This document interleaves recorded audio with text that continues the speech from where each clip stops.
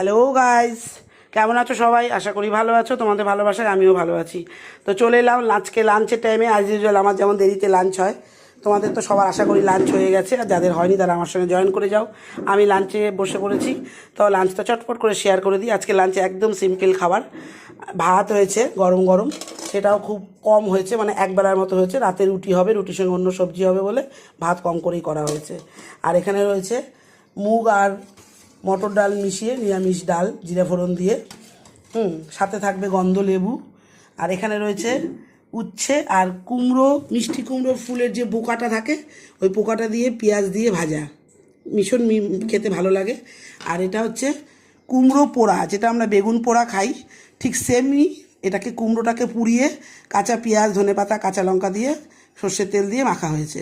এই পাশেরটা আলাদা করা রয়েছে কেন, যেহেতু এই পাশেরটা আলাদা রয়েছে, যেহেতু মা ধনেপাতা খাবে না তাই মা আলাদা করে রেখেছে। আমারটার মধ্যে ধনেপাতা দিয়ে মাখা হয়েছে।